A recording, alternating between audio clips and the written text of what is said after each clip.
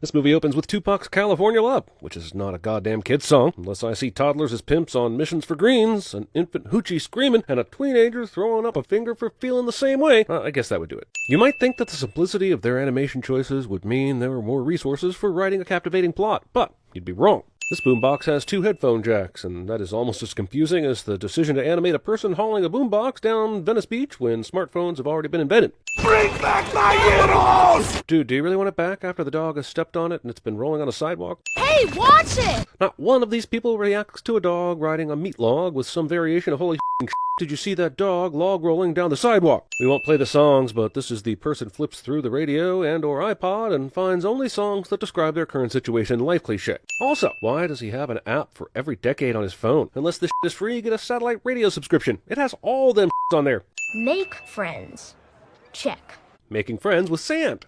Shaggy's about to eat a sandwich here, and I'd like to point out that when we were introduced to him, the cop and Scooby knocked a burger and fries out of his hands. He didn't stop anywhere on the way to the beach, so Shaggy must have packed this sandwich just in case his burger and fries got ruined. This massive slab of meat has rolled down a major tourist street, a skate park, and a beach. The meat slices would at the very least contain gum, trash bits, pavement particles, and 5 strains of herpes.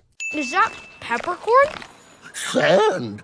Oh my god, strange dog, you can talk. Holy crap, guys, this dog can talk. Does anybody else find that amazing? Okay then, what's his name? I wonder how many people fail this cop's what's his name test when it comes to people who find stray dogs. You gotta love his very low standards when it comes to dog ownership. The dog has a middle name.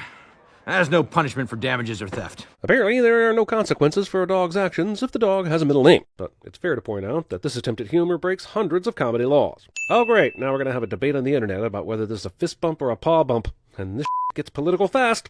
Shaggy, you and your new friend better hurry up if you want to trick or treat. There are thousands of unrealistic things that happen in this movie, but perhaps the most ridiculous amongst them is asking us to believe that a parent would immediately go along with their kid coming home from Venice Beach with a stray dog. New Scooby-Doo movie introduces characters from long-forgotten Hanna-Barbera cartoons in an effort to start some sort of Scooby-Dooniverse, or SDU. What's this? It's a bed. You sleep in it. You do? With this perching on a stool a few feet away? You sleep? Halloween bullies? Man, I thought the human race learned their lesson after these people were exposed by Hocus Pocus. Blood sugar will thank us! And just like that, the bully pendulum has swung from horribly cruel to caring for your health. Can we just find a middle ground? Are you guys alright? Muppet Babies, Flintstone Kids, and this movie all tell a lie that the friends you grew up with will be your friends for life. 1 or 2 people? Maybe. Oh, Mystery Machine? Hell no. Also, why does Daphne look 25? Let me give you a hand. Fred's costume makes a metallic squeak when he leans over to help Shaggy up off the pavement, and that forces me to wonder if he's wearing actual goddamn armor. Who the f has the money to buy their kid real armor?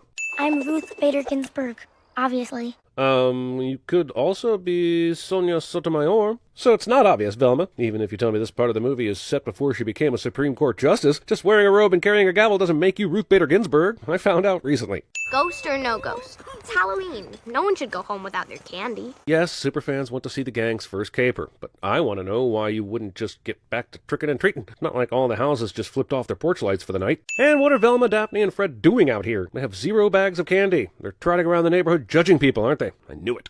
There was no way that the candy landed smack in the middle of this house. When the anti-corporation, health-conscious bullies threw the candy into the house, it landed just inside this window at an angle that was militantly anti-middle of the house. Also, I know that nobody gives a shit, but you can't show me half the windows boarded up on the outside of the house, and then bam, when we go inside of the house, none of the windows are boarded. There are 4 windows instead of 3, and they're all in different shape. So this wardrobe door opens and shuts, scaring the kids, and reinforces the idea that this house is haunted. But it's all a ploy by the owner to keep people away from the house because he's been stealing electronics and hoarding them in a secret room. Never mind that these kids were leaving. This guy wanted them to be frightened of the house. Sure, you don't want them running around telling everyone it's not haunted, because then you'll have tons of kids stopping by to check out a not haunted house, and they'd eventually find the stolen goods and narc about it. But if this guy was so worried about people walking into the house, why does he keep his gate open on Halloween, no less?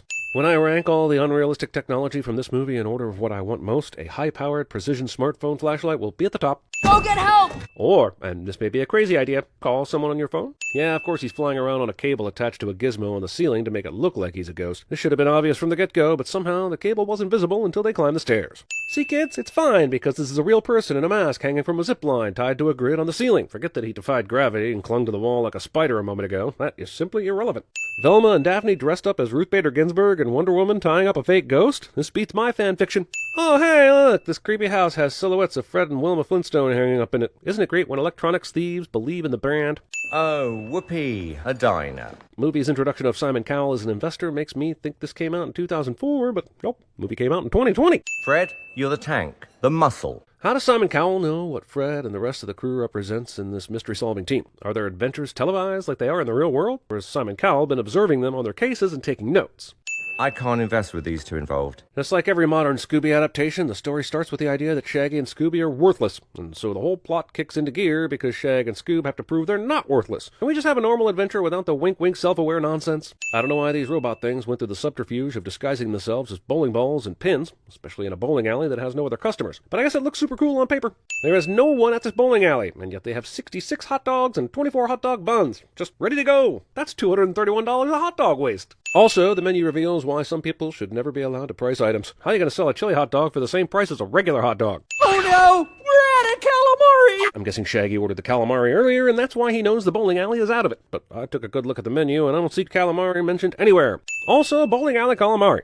Somewhere in this universe, there's a truck driver who was partially done picking up trash, looked up at their wonky parking job and said, f it, I'm just going to walk home, and abandoned their work truck in the alley. Also, why can't Shaggy and Scooby run around the trash? There are murder robots on their heels and stinky trash stops them? There's room, run around it. Wait, this is a door that goes out into an alley. Why would it be locked on the inside? And why do the robots bother cutting after they get past where the bolt would be? Is it because they can't use a door handle?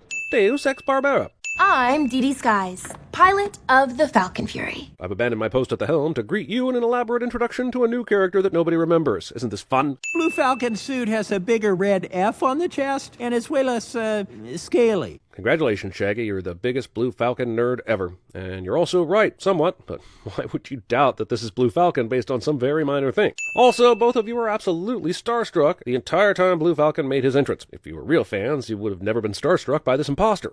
Wow, what was that for? Making sure this isn't a dream. If Scooby can't say Shaggy, then how can he say sure? Everything is a lie! Nobody gets away from Dick Dastardly. Right, Rottens? Dastardly calls his underlings Rottens. But we know they're just discount minions. And you know how we feel about minions around here. Look, I don't know enough about physics to really make a call about this kind of thing. I feel like the harpoons are dug in too deep and at too odd of an angle for this maneuver to work without causing serious damage to the ship. One way or another, this escape is bull. And then this blue light came down from the sky and beamed them up. How do you know that? You were inside the bowling alley not paying attention to the robot attack. I don't know what would have happened to make you go outside and see the spaceship beam them up, so you're an asshole for even suggesting you saw it. They look like what's in this box. Where did you get a rotten? The only one that died during the whole attack was the one that got slammed by the dumpster. And it definitely wasn't this intact, and you couldn't have possibly retrieved it from there. You might think it was one of the robots that got stuck in the exit door, but none of them died either. Maybe this can lead us to our culprit. And despite this robot being found below a trash can, likely surrounded by any number of hairs, this curly pube does in fact lead them to their culprit.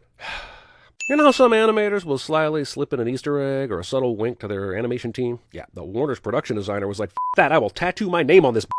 Huh. Trace amounts of mustache oil, 12-year-old scotch. So this being a pube is still in the running then? Also, why would the computer that gives information like this give it to a human in ones and zeros? And how is she reading binary code anyway?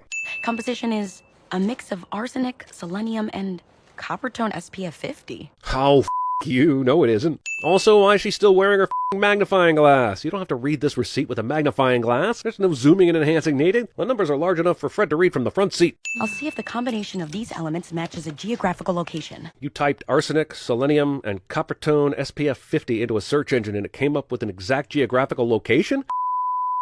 You. Also, you typed coppertone into the search field. Coppertone, a nothing made up word. This mugshot of Dick Dastardly lists an alias of Richard Dastardly. That isn't an alias. Felonious Grew would be an alias. Warner would get sued, but it would be an alias. On March 27, 2020, Dick Dastardly was charged with looting historical artifacts in Peru. But on the same day, he was somehow charged with tripping old ladies in Nigeria. While I'm not saying that it's impossible he could do that in one day, I am saying I'd prefer to see that movie. Dastardly yells at one of his Rottens for unsuccessfully kidnapping Scooby-Doo, and I just wonder why he couldn't just do this jump himself. A minute ago, we saw footage of him stealing one of the skulls. He's obviously not opposed to getting his hands dirty. To find the second skull, I'm searching every possible location with high fossil density. Too bad Velma isn't here to help find the second skull. She could just go to Looky Up and type in 3 things to get instant results.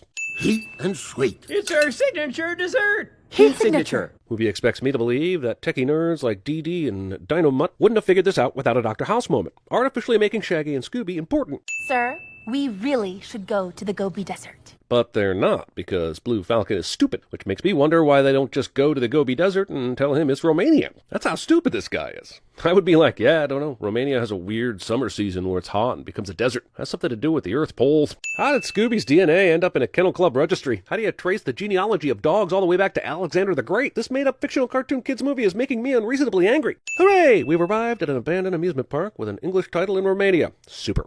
Did Dastardly get the anonymous tip, too? Listen, if you're going to establish that your ship can scan for Dastardly earlier in the movie, then I have to point out how lazy it is that anyone would be surprised by his sudden appearance here. Follow your own rules. Just reminding everyone that this very movie has said that Dastardly needs Scooby alive, but his robot dicks are shooting at him like nothing matters. Shaggy and Scooby give a physical representation of what responding to YouTube comments is like. I get the feeling that the robot's ability to fly isn't really important for the plot anymore. Oh, looks like that old collar's in the way of the chest panel. I mean, you'd think that a machine that can create a supersuit out of thin air could just find a way to build it without Scooby taking his collar off. But it's way better for the machine if it removes the symbol of your friendship. My Blue Falcon Confidence Pack. Retails for $99.95. Derek Jeter. Is there any reason why Dastardly disguised himself as a hot chick? Wouldn't virtually any kind of human disguise work if he was posing as a cop? And why bother with any kind of disguise anyway? Why did he need the element of surprise? I mean, later his ship just pulls the van up into the sky. He could have done that without removing them from the van in the first place. Damn, this is stupid. How did you find us? Better question. How did Dastardly manage to contort his skeleton in such a way that his neck juts out on the same horizontal line as his scapula? Why is Dastardly's former sidekick running around in the jail area? Ah, f*** it, I know why. I don't even know why I ask this kind of question anymore. Now, reveal the final skull to me. Oh, so the two skulls can shoot out green laser beams that point to the location of the last skull? Seems like that negates the reason why the skulls were separated in the first place, which is a backstory I don't think I ever heard. Anyway, this is one of those just go along with it movies. And as you know, I'm not nearly chill enough to enjoy that kind of thing. All Velma did was touch two wires together. How does any of this hack into Dynamut? This is an old radio. Why are my hands staplers?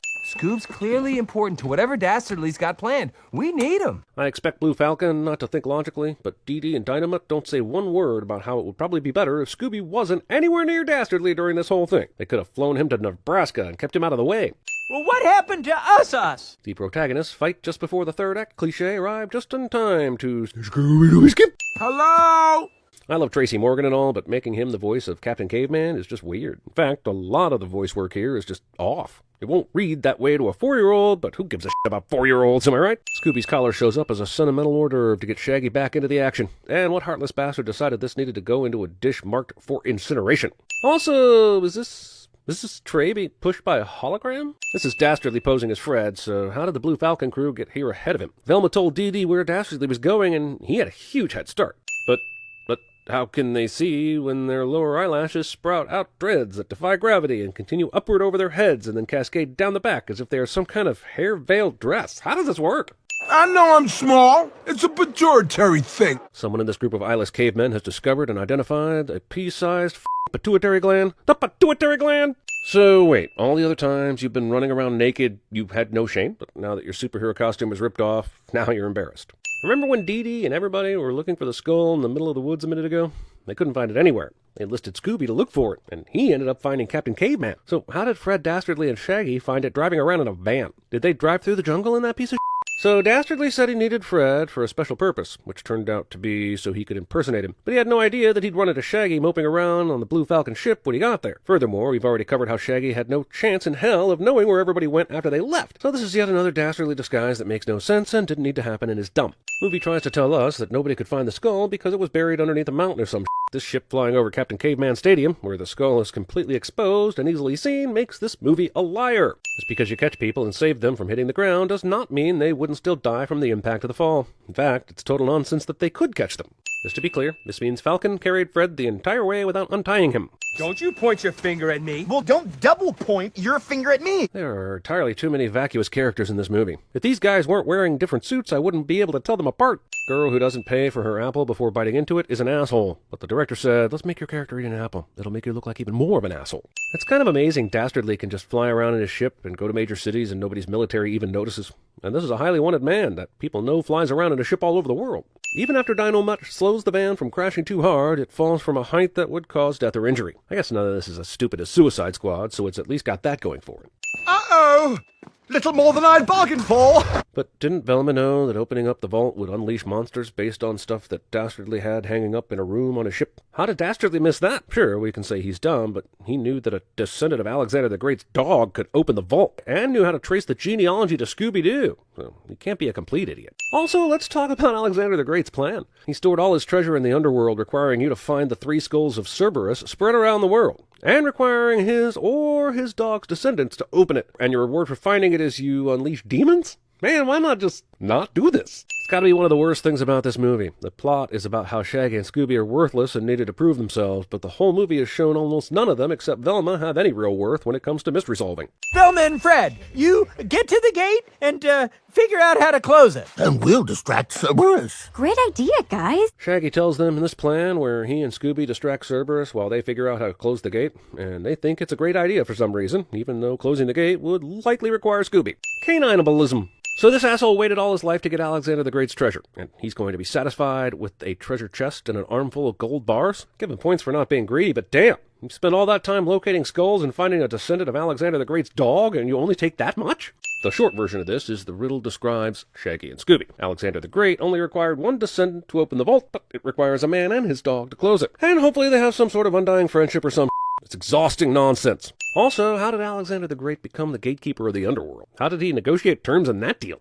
One of you has to hold the gates shut here, while one of you locks them from inside the underworld. This is the dumbest ever. Hey, you can have my treasure, but it requires one of my descendants to open the vault. And, oh yeah, when the vault opens, it's going to unleash a 3-headed dog monster from the underworld. And I'll let you close the door back, but you have to lose your best friend forever. By the way, the human doesn't have to be my descendant. It can be just some stoner that helps solve mysteries. Anyway, you're going to be real sad if you open this vault without reading all the directions first. Also, maybe call Grace and see if they have something that can lock that door forever before you sacrifice anybody. Cerberus isn't an all-powerful being. You guys physically knocked him back into the underworld using bowling balls. Seems like you could maybe tie a bunch of cables around this door and make sure Cerberus can't go through it again. Maybe push a couch up against it? This is just some asshole placing his hand on the panel. How does it know he's got a dog that he loves? I didn't know magic panels could verify the bond with your dog just by doing a palm reading. Also, the 3 Cerberus skulls are what made all this appear in the first place. Why aren't they important anymore? Are we missing something? A pair whose friendship forever grows. Oh, sure. Let's talk about this now. It's not like you didn't have time to think about this. Why would Alexander make a gate that would separate him from his best friend forever? He must have built a way out.